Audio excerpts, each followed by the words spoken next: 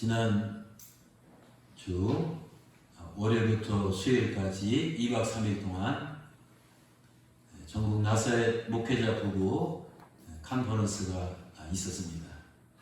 여러분들이 기도해 주시고 물질로도 후원해 주시고 뜨거운 성원을 해주셔서 은혜 가운데 한 440명이 모여서 풍성한 잔치를 하고 끝났습니다. 여러분의 도움에 다시 한번 감사드리고, 이제 우리 교회는 꿈나무 교회만이 아니라 학교 법인 나사렛 대학교 우리 교단을 책임지고 또 하나님의 뜻 가운데 리드하는 그런 교회를 하나님께서 세우셨습니다.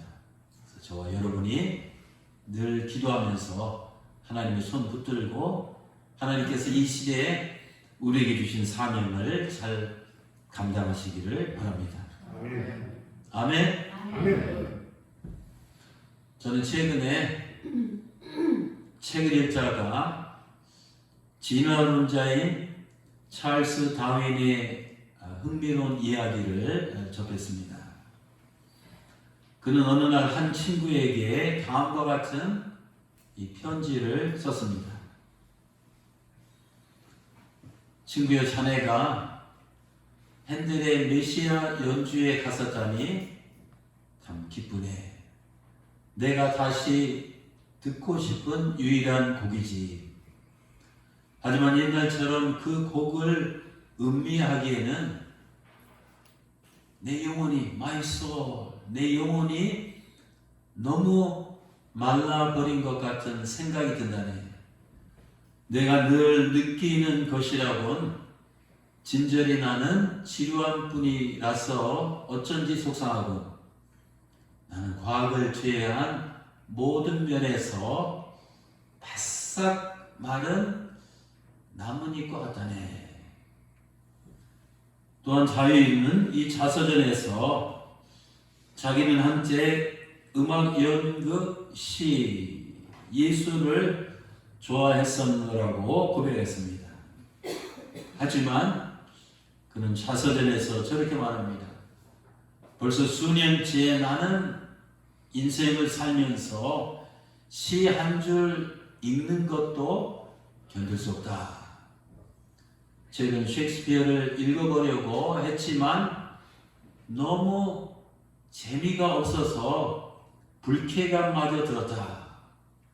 내 정신은 온갖 사실들을 모아놓고 거기서 일반 법칙들을 뽑아내는 일종의 이 기계가 되어버린 것 같다. 사랑하는 성도 여러분, 다윈은 자기 영혼이 뭐와 같다고 했습니까? 바싹, 아주 바싹 말라버린 나무잎과 같다고 고백했습니다. 더구나 자기 자신을 뭐라고 보았냐면 마치 생물학적인 이론을 생산해내는 이 머신, 이 기계에 비유하겠습니다. 말하자면 자기는 논문을 생산하는 이 기계라는 것입니다.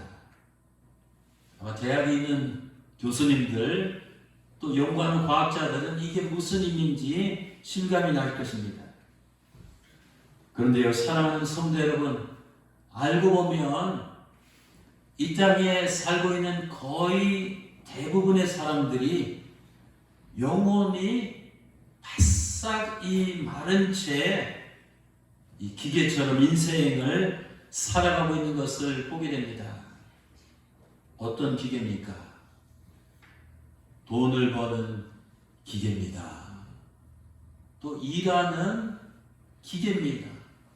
또 학생들 지금 수능 준비하는데 이 공부하는 기계입니다. 또 우리 교회는 선생님들, 교수님들이 많이 있는데 학생들을 가르치는 이 기계입니다. 또 아이를 낳는 이 기계입니다. 또 음식을 만드는 이 기계입니다. 또 물건을 하는 이 기계입니다.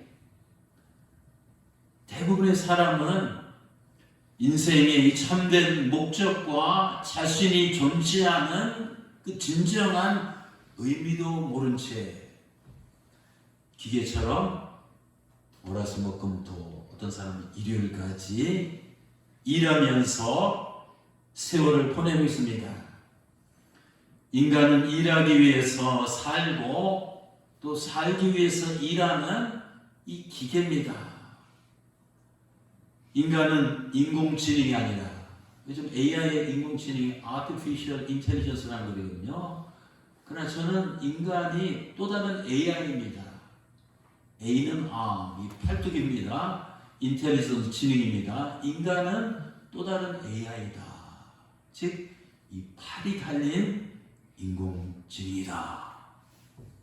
인간은 이 팔을 끊임없이 움직이며 이 뭔가를 생산해내는 이 기계입니다.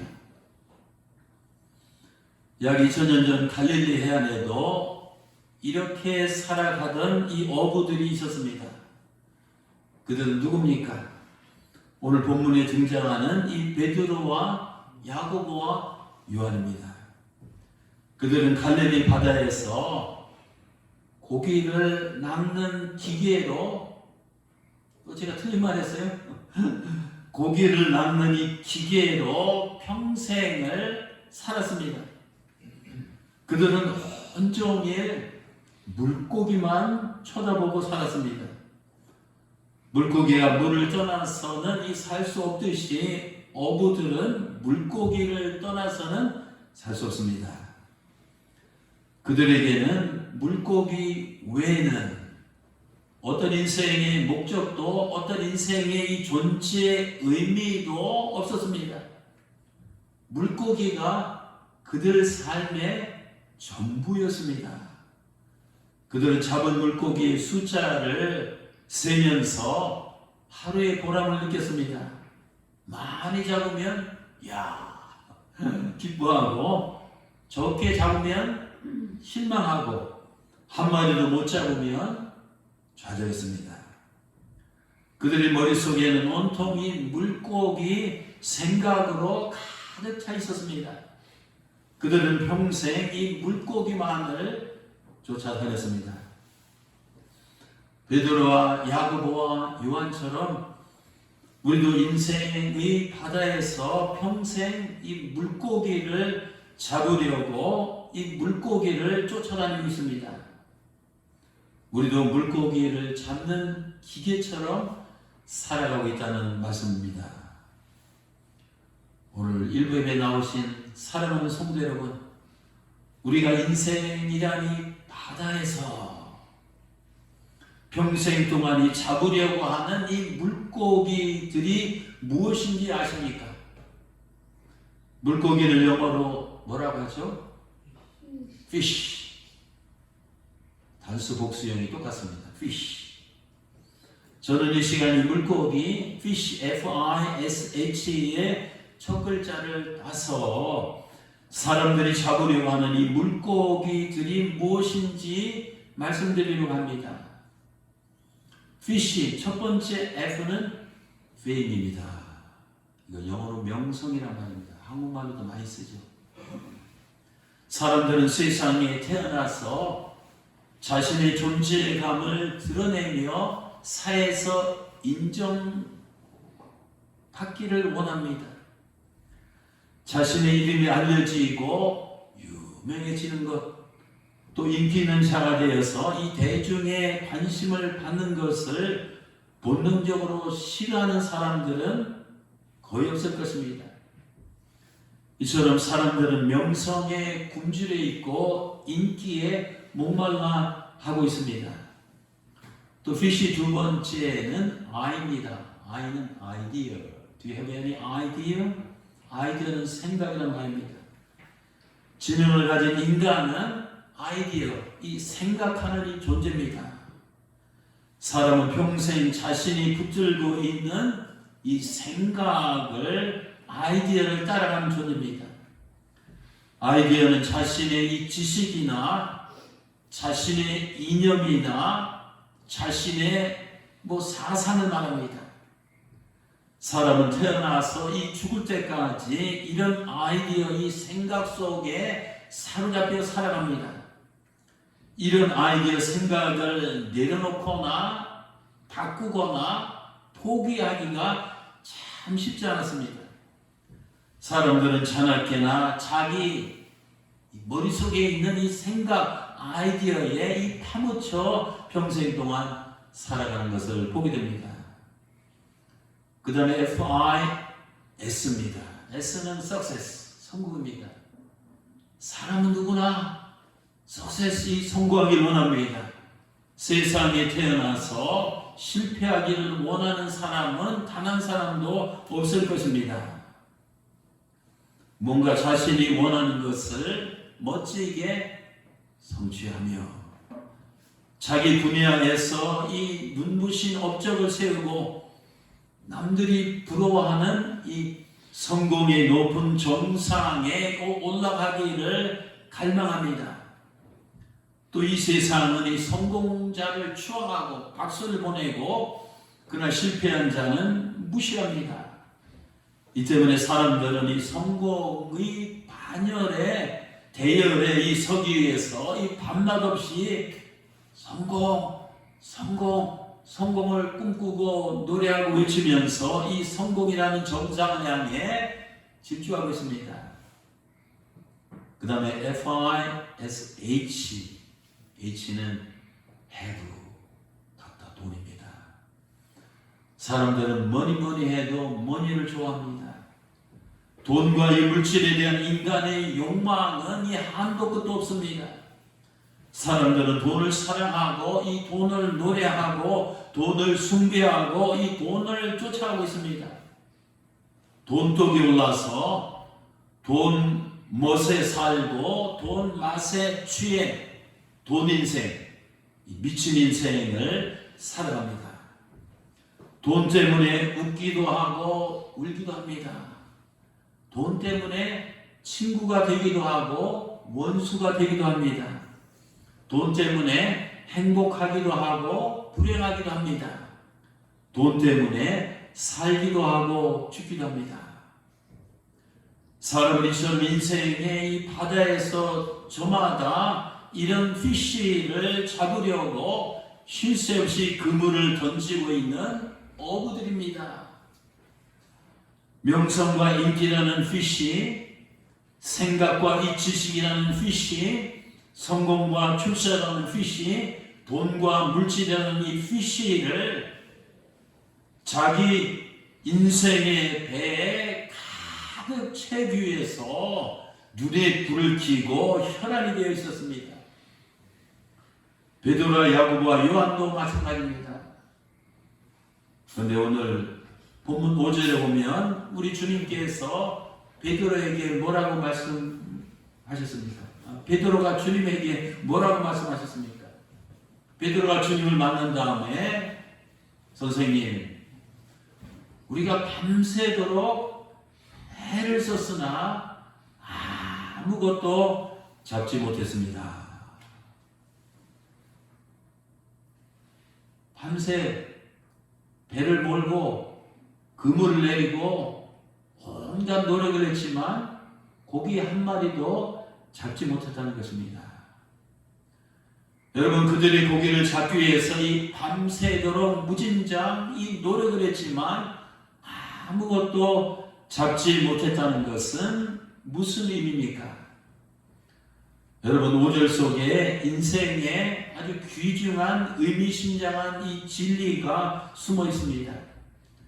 그들은 아무것도 잡지 못했기 때문에 그들의 배는 어떻다고요?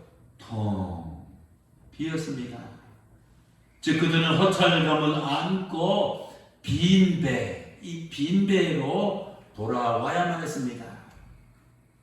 무슨 뜻입니까? 우리는 인생의 바다에서 잠시 명성과 인기라는 피쉬를 잡고 또 내 사상, 생각이 지식이라는 이 피쉬를 잡고 또 성공과 출세라는 이 피쉬를 잡고 돈과 물질이라는 이 피쉬를 잡았다고 칩시다. 그 다음에는 정말 우리가 바라던 이 삶의 이 만족이 찾아올까요? 그 다음에는 정말 우리가 기대하던 인생의 이 행복이 밀려올까요? 그 다음에는 우리 눈앞에 내가 갈망하던 유토피아적인 세계가 쫙 펼쳐질까요? 아닙니다. 천만의 말씀입니다. 여러분, 구약의 솔로몬 왕은 이 세상에 태어나서 누구보다도 이 피쉬를 많이 잡았던 행운아였습니다. 그의 명성은 이 하늘을 찌를 때였습니다. 그의 생각, 이 지식과 지혜는 타의 추종을 불허했습니다. 그의 성공은 당시 그 누구에도 필적할 수 없는 아주 굉장한 성공을 이뤘습니다. 또 그의 재물은 차고 넘쳤습니다. 그런 그가 인생의 말년에 뭐라고 고백한 줄 아십니까? 전도서 2장 10절에서 11절입니다. 무엇이든지 내 눈이 원하는 것을 내가 금하지 아니하며, 누렸다는 겁니다. 무엇이든지 내 마음이 즐거워하는 것을 내가 막지 아니하였으니 이는 나의 모든 수고를 내 마음이 기뻐하였습니다. 이것이 나의 모든 수고로 말미암아 얻은 몫이로다. 오케이. 그 후에 내가 생각해본즉 내 손으로 한 모든 일과 내가 수고한 모든 것이 다 헛되어 바람을 잡는 것이며 해아래 무익한 것이로다. 그가 내린 인생의 결론은 이 전도서 1장 2절입니다. 헛되고 헛되며 헛되고 헛되니 모든 것이 다 헛되도다. 솔로몬 왕이여 무슨 뜻입니까? 그것은 솔로몬은 자기 인생의 끝은 결국 이 헛된 이 빈 배만 남았다는 것입니다. 텅 빈 그의 인생의 배에는 이 허무와 이 공허함으로 가득했습니다. 여러분, 이것이 삶의 바다에서 세상의 이 물고기만 쫓아 살아가는 인생의 끝입니다. 이 삶의 결말입니다. 일생의 이 결론입니다. 사랑하는 우리 성도 여러분, 시간이 가면 우리가 자랑하던 명성도 퇴색합니다. 우리가 추구하던 지식도 시들어집니다. 우리가 높게 쌓아 올린 이 성공도 무너집니다. 우리가 눈에 불을 켜고 움켜 쥐었던 이 돈도 다 사라지게 되겠습니다. 마태복음 6장 29절에서 주님께서 말씀하셨습니다. 내가 너에게 말하지만 솔로몬이 온갖 영광을 누렸지만 들에 핀 이 꽃만큼 아름다운 옷을 입어보지 못하였다. 즉 그의 부귀영화가 들에 피어있는 이 들꽃 하나만도 못하다는 뜻입니다. 솔로몬이 누린 그런 엄청난 이 부귀영화도 그런데 하물며 우리 인생이야 오죽하겠습니까? 베드로전서 1장 24절입니다. 모든 인간은 풀과 같고 인간의 영광은 이 풀의 꽃과 같도다. 풀은 마르고 꽃은 떨어지느니라. 여러분, 시들지 않는 풀 보셨습니까? 떨어지지 않는 이 꽃을 보셨습니까? 우리는 한때는 세상에 하늘에 없는 것을 가진 것처럼 막 자랑하지만 조만간 다 시들고 다 떨어지고 이 땅에서 이 그림자처럼 사라진 이 티끌 같은 이 존재가 바로 우리입니다. 오늘 본문 4절을 다시 한번 보시기 바랍니다. 주님께서는 밤새 이 고기 한 마리도 잡지 못해서 빈배로 돌아온 이 베드로에게 뭐라고 말씀하셨습니까?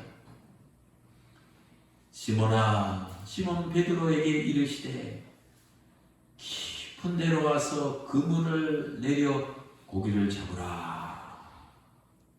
깊은 데로 가라는 것은 영적으로 무슨 의미입니까? 여러분, 바닷속을 들여다보면 깊이의 정도에 따라서 세 곳으로 나눌 수 있습니다. 다시 말씀드리면 사람도 깊이의 정도에 따라서 이 세 종류의 인생이 있습니다.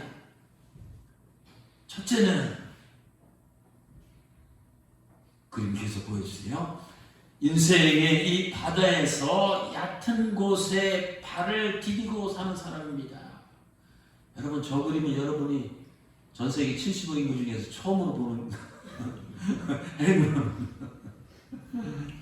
이 얕은 곳은 이 육의 세계입니다. 이 사람은 육에 속한 이 사람입니다. 이 육만, 이 고깃덩어리 육만 살아있습니다. 이 사람은 평생 육신의 욕망과 육신의 이 만족만을 추구하며 살아가는 1차원적인 사람입니다. 주님의 말씀에 의하면 이 사람은 무엇을 먹을까, 무엇을 마실까, 무엇을 입을까 궁리하며 오로지 육신의 욕구, 육성으로만 이 살아가는 이 땅에 속한 사람들입니다. 둘째는 어떤 사람이 있냐면 인생의 이 바다에서 조금 더 깊은 곳에 이 발을 디디고 사는 사람입니다. 이 사람이 디디고 사는 곳은 이 정신 세계를 말합니다. 평생 정신적인 욕구와 이 정신적인 만족을 추구하며 이 살아가는 사람입니다. 우리 학교자한테 그렇게 배웠잖아요. 배부른 돼지보다 불만족한 소크라테스가 낫다 라고 생각하는 사람이 여기에 속합니다. 이런 사람은 이 정신세계에 머물며 지적인 만족을 누릴 때 행복을 느끼는 2차원적인 사람입니다. 주님의 말씀에 의하면 이 사람은 이 세상적인 솔로몬의 영광만을 추구하며 오로지 정신적인 욕구만으로 이 살아가는 세상에 이 속한 사람입니다. 셋째는 어떤 사람이 있는 줄 아십니까? 인생의 바다에서 가장 이 깊은 곳에 이 발을 디디고 사는 사람입니다. 이 사람이 디디고 사는 것은 이 spiritual world, 이 영적인 세계를 말합니다. 이 사람은 영이 살아있습니다. 인간은 육과 이 정신과 이 영으로 되어 있는데 이 사람은 영이 살아있습니다. 영의 세계가 열린 사람입니다. 영적 세계를 경험한 사람입니다. 영적 세계에 연결되어 있어서 영적인 것에 관심을 갖고 이 살아가는 3차원적인 사람을 말합니다. 이 사람은 영적인 필요가 이 충족되었을 때 가장 행복을 느낍니다. 우리가 이 시간에 나와서 왜 예배를 드립니까? 한 번도 아니고 평생 동안 지난주, 작년, 10년 전에도 앞으로도 죽을 때까지 이렇게 한 것은 우리는 육의 세계만 살아있는 것이 아니라 정신세계에 갇혀있는 것이 아니라 남들이 모르는 육의 세계와 이 정신세계 속에 살아가는 사람들이 알 수 없는 이 영의 세계를 우리는 들었고 보았고 경험했고 이 갈망하기 때문에 우리가 주일마다 교회 와서 하나님을 찬양하고 천국을 소망하며 이 영적인 이 예배, 이 영적인 이 신앙생활을 하고 있는 것입니다. 주님의 말씀에 의하면 이 사람은 먼저 그의 나라 의를 구하며 영성, 육성이 아니고 지성이 아니고 영성, 이 육체적인 이 욕구를 위해서 살아가는 어디에 속한 사람이야? 하늘에 속한 사람이다. 하늘에 속한 인생들은 하나님만을 경배하며 그분의 계명에 순종하며 이 그분의 뜻대로 이 살아가는 이 거룩한 경건한 성도들을 가리킵니다. 예수님께서 베드로에게 깊은 곳에 가서 그물을 내리라고 하셨습니다. 영적으로 보면 뭡니까?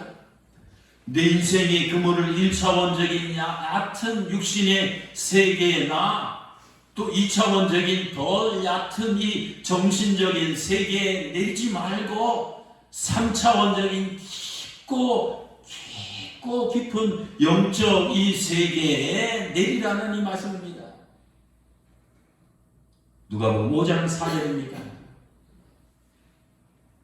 깊은 데로 가서 그물을 내려 고기를 잡으라. 여러분, 깊은 데로 내려가서 어떤 이 고기를 잡으려는 말씀입니까? 깊은 곳에 있는 피쉬는 무엇입니까? 깊은 곳에 있는 이 피쉬, 이 고기는 땅에 연결된 것이 아니라 하늘에 연결된 것입니다. 이 세상에 속한 것들이 아니라 저 세상에 이 속한 것들입니다. 일시적인 것이 아니라 영원한 것입니다. 자, 한번 도표 한번 보시기 바랍니다. 깊은 데로 가서 그물을 내리라. 얕은 곳에도 고기가 있잖아요. 그러나 깊은 곳에도 고기가 있습니다. 깊은 곳에 있는 고기, FISH는 얕은 곳은 명성이지만 faith, 믿음입니다. 얕은 곳은 인간의 지식이지만 깊은 곳은 infinite,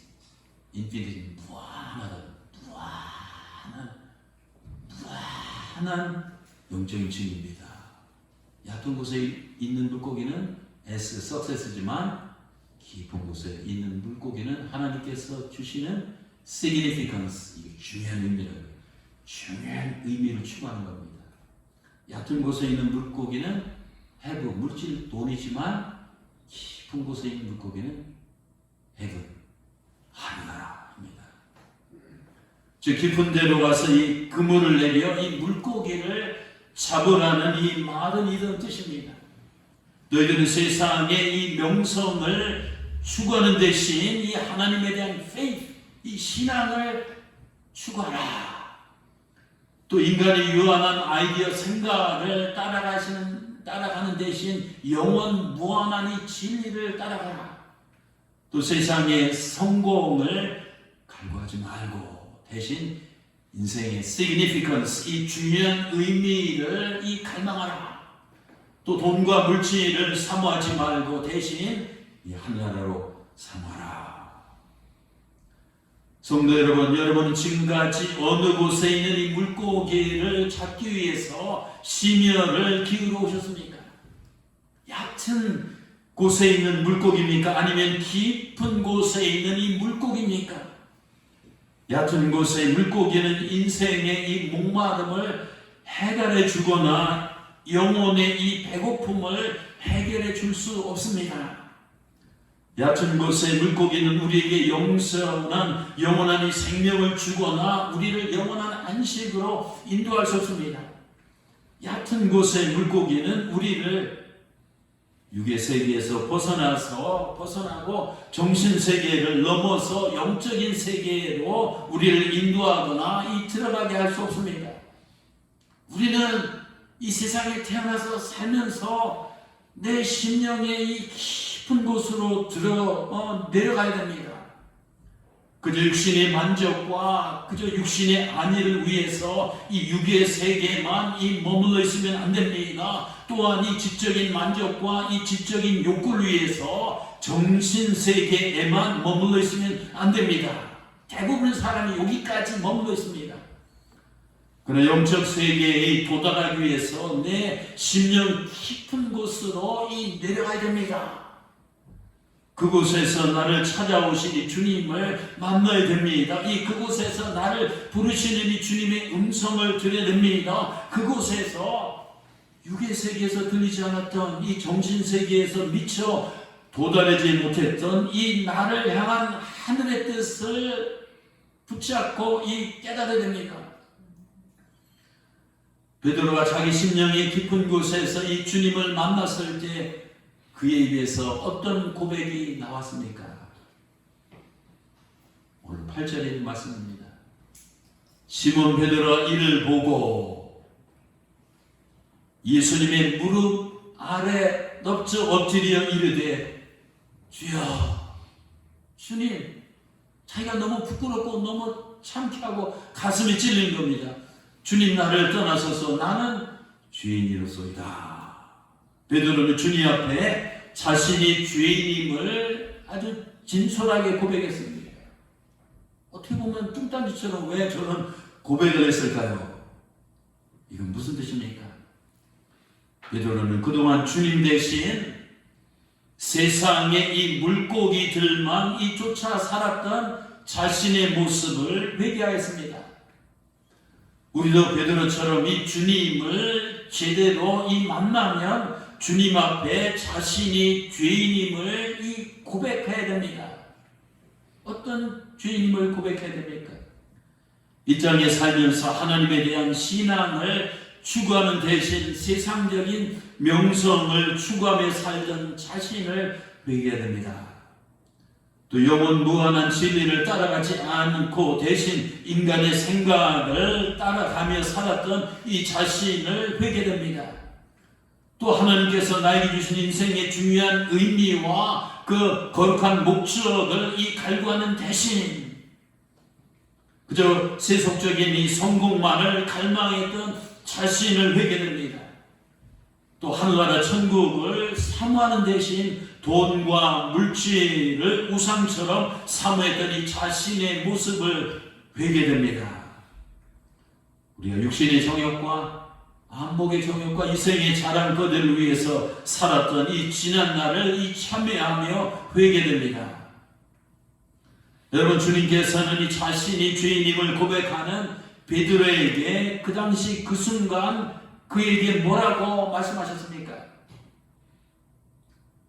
마태복음 또 마가복음 또 오늘 본문에 말씀해 보면 이 규절이 이 컨텍스트가 나옵니다. 4장 19절입니다. 나를 따르라. 나를 따르라. 나를 따르라는 이 주님의 말씀은 베드로야, 내가 그동안 지금까지 다른 것들을 이 따랐지만 이제는 그것들을 버리고 이 나를 따르라는 뜻입니다. 이제는 그런 이 가짜 이 물고기들을 더 이상 따라가지 말고 진짜 물고기인 주님을 따라오라는 말씀입니다. 여러분, 주님이 왜 진짜 물고기가 되시는 줄 아십니까? 초대교회 보면 당시 초대교회 성도들 사이에서 우리 예수 그리스도 주님은 물고기 형상으로 상징화됐습니다. 헬라어로 물고기를 익투스라고 합니다. 익투스. 근데 저 익투스 첫 글자 하나하나를 풀어보면 깊은 의미가 있습니다. 익투스, 예수라는 뜻이고, 그 다음에 두 번째 크리스토스, 그리스도라는 뜻이고, 세 번째는 데오, 하나님의 뜻입니다. 네 번째 히오스는 아들이라는 뜻이고, 그 다음에 다섯 번째는 소테르는 이 구원자라는 뜻입니다.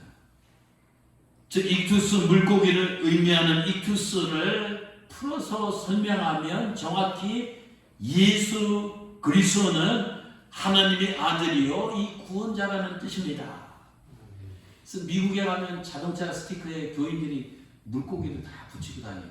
초대교인들도 물고기 사인으로 자기들이 예수님을 믿는다는 것을 서로 암호로 주고받았습니다. 여러분, 인생의 이 바다에서 가장 이 깊은 곳에 있는 물고기는 바로 익투스, 우리 구원자 대신 예수 그리스도입니다. 우리는 인생의 바다에서 하나님의 아들이여 구원자이신 예수 그리스도를 반드시 만나야 됩니다. 베드로는 주님을 만난 후에 그의 인생이 90도가 아니라 120도가 아니라 180도 변했습니다. 갈릴리 바다에서 물고기만 잡던 그가 이제 영혼을 낳는 하늘 나라의 어부가 되었습니다. 또 베드로는 교회의 기독교 역사에서 교회의 기초를 놓으며 기독교의 초석이 되고 하늘나라를 확장하는 데 있어서 이 정말 이 중요한 그 역할을 감당했습니다. 사랑하는 성도 여러분, 베드로처럼 주님을 만나면 내 존재가 변하고 내 인생이 달라지고 내 운명이 바뀝니다. 주님을 만나면 이 공허한 인생이 충만한 인생으로, 어둠의 인생이 빛의 인생으로 무의미한 인생이 유의미한 인생으로 변합니다. 주님을 만나면 죄인이 의인이 되고 저주가 축복이 되고 이 죽음이 생명이 됩니다. 주님을 만나면 육의 세계에서 벗어나고 정신 세계를 넘어서 영적 세계로 들어갈 수 있습니다. 여러분들은 하나님의 아들이요 구원자이신 예수 그리스도를 만나셨습니까? 진짜 물고기를 발견한 사람은 가짜 물고기에 한눈 팔지 않습니다. 진짜를 만나면 가짜는 잃어버립니다. 큰 것을 잡으면 작은 것을 버리게 됩니다. 깊은 곳에 몸을 담그고 있는 자는 얕은 물에서 놀지 않습니다. 하늘의 것을 맛본 사람은 땅의 것에 연연하지 않습니다. 주님께서 베드로를 만나신 다음에 그를 향해서 마태복음 4장 19절에 보면 뭐라고 말씀하셨습니까? 나를 따르라. 여러분 신앙생활에는 이 두 단계가 있습니다. 첫째 단계는 이 주님을 만나는 단계입니다. 그 다음에는 만난 주님을 따르는 단계입니다. 완전히 달라요. 우리는 주님을 만난 단계에 머물러 있으면 안 됩니다.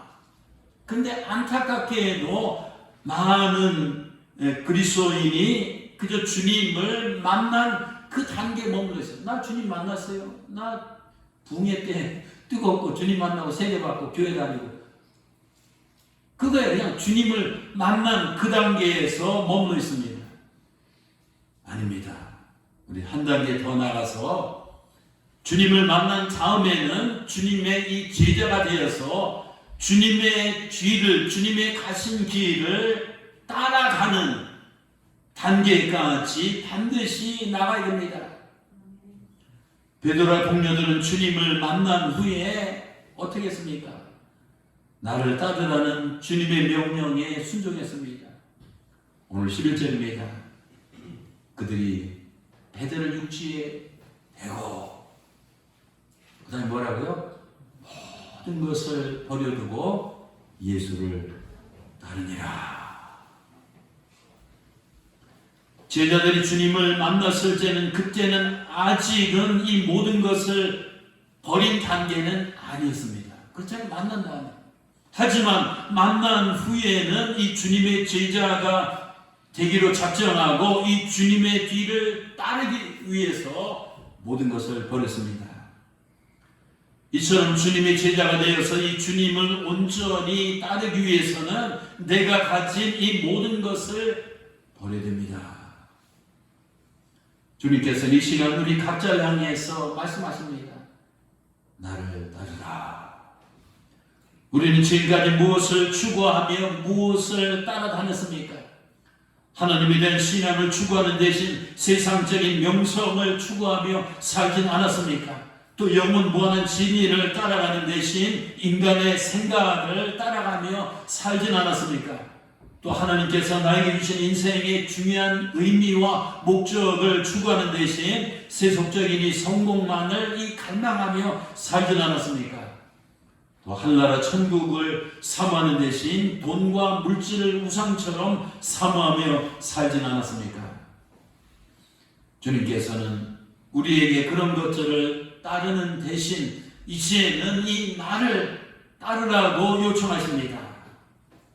나를 따르라는 말은 무슨 말이냐면 너는 버리라는 그런 말입니다. 그렇습니다. 나를 완전히 버리지 않고는 이 주님을 온전히 따를 수가 없습니다. 주님을 따르기 위해서는 자기를 부인해야 됩니다. 자기 욕망을 부인해야 됩니다. 자기 생각을 부인해야 됩니다. 자기 야망을 부인해야 됩니다. 자기 영광을 부인해야 됩니다. 자기 목숨까지도 부인하고 자기 십자가를 지고 따라가야 됩니다. 이것이 주님을 확실히 만난 제자가 확실히 주님의 뒤를 따라가는 길입니다. 이제 말씀을 맺도록 하겠습니다. 사랑하는 성도 여러분, 우리는 주님을 만났다고 하면서 그 다음에 주님을 따른다고 하면서 과연 주님을 위해서 무엇을 버렸습니까? 주님을 위해서 무엇을 손해보았습니까? 주님 때문에 무엇을 포기했습니까? 주님을 위해서 무엇을 드렸습니까? 주님을 위해서 무엇을 헌신했습니까? 주님을 위해서 무엇을 희생했습니까? 내가 가진 물질을 얼마나 희생했습니까? 내가 가진 재능을 이 주님을 위해서 얼마나 희생했습니까? 내가 가진 시간을 주님을 위해서 얼마나 또 희생했습니까? 또 내가 가진 젊음을, 내가 가진 인생을 이 주님을 위해서 얼마나 희생했습니까? 또 주님을 위해서 내가 가진 생명을 얼마나 희생했습니까? 누가복음 14장 16절 이하에서 이렇게 말씀하십니다.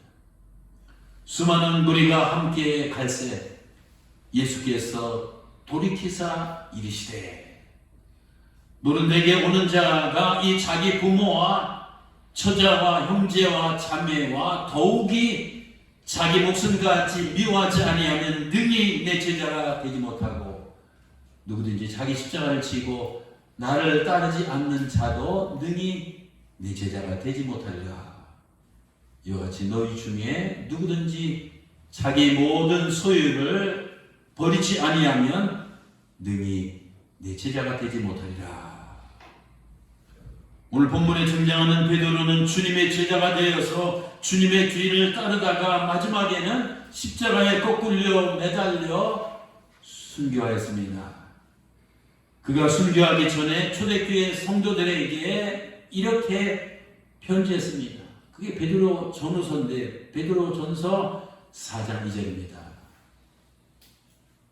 이제부터 여러분들은 남은 생애를 인간적인 욕망을 위해 살지 말고 하나님의 뜻을 위해 사십시오. 여러분 인생은 얼마나 남으셨습니까? 제가 쭉 보니까 길어봐야 40년, 50년, 60년입니다. 이제 남은 인생을 세상의 얕은 물가에서 세속적인 물고기들을 쫓으며 인간적인 욕망만을 위해서 살지 맙시다. 대신 주님 계신 깊은 곳에 믿음으로 내 인생의 그물을 내립시다. 주님과 함께 영적인 깊은 곳에 이 몸을 담고 사는 자는 하늘로부터 깊은 이 평안이 찾아옵니다. 평화 주님께서 주신 평안. 또 깊은 이 기쁨이 샘솟습니다. 또 깊은 위로가 넘쳐납니다. 또 깊은 이 소망이 생깁니다. 이 깊은 능력이 분출됩니다. 깊은 은혜가 임합니다. 깊은 이 행복이 밀려옵니다. 우리 이런 주님께서 주시는 깊은 이 만족을 누리면서 주님의 나라와 영광을 위해서 달려가며 후회 없는 멋진 제자 인생을 살아가시기를 축원합니다. 기도하시겠습니다.